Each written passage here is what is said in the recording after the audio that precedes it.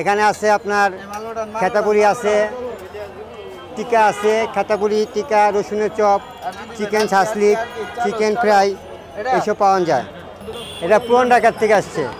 জি, এখন আমাদের মিরপুরে এটা প্রচলিত হয়ে গেছে। বিজনেস আগে তো মনে করেন যে একটা টার্গেট ছিল যে কিছু কাজ করা যায় কি না। তারপরে আমরা চিন্তা করলাম যে কী করণ যায়। পরে এই খেতাপুরির আইটেমটা আমি চেষ্টা করলাম যে এই খেতাপুরিটা করে দিয়ে কী হয়।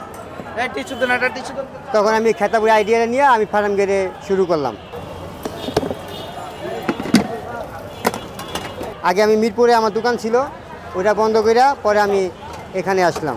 এই নামটা হইলো আপনার আগে মনে করেন যে পুরান ঢাকাতে খেতাপুরি পাওয়া যেত, কিন্তু এই খেতাপুরিটা মানুষ পুরান ঢাকায় যাক খেতে হতো।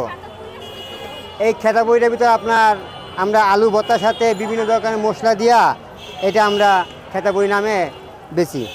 আমাদের দোকানটা শুরু করি সকাল 11 থেকে রাত 9টা পর্যন্ত। আমাদের সবসময় সকালবেলা আমাদের স্কুল কলেজের ছাত্রছাত্রীরা আসে খায় এবং সন্ধ্যার পরে আমাদের একটু ভিড় থাকে বেশি। হ্যাঁ, আর টিকা 7টা নাকি 14টা পুরি টিকা 7টা। আমাদের এখানে খেতাপুরিটা বেশি খায় এবং রসুনের চপটা ভালো খায়। খেতাপুরি হইলো 5 টাকা, আর রসুনের চপ 5 টাকা, আর টিকা 5 টাকা। আর আপনার চিকেন আইটেম আছে, চিকেন হলো 40 টাকা আর 60 টাকা।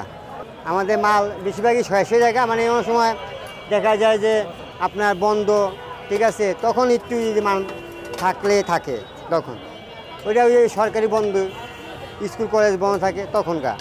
যদি তারা ফাস্টফুডের কোনো কাজ পারে, ঠিক আছে, তাহলে সে যদি নামে তারা বিজনেস ভালো করতে পারবে।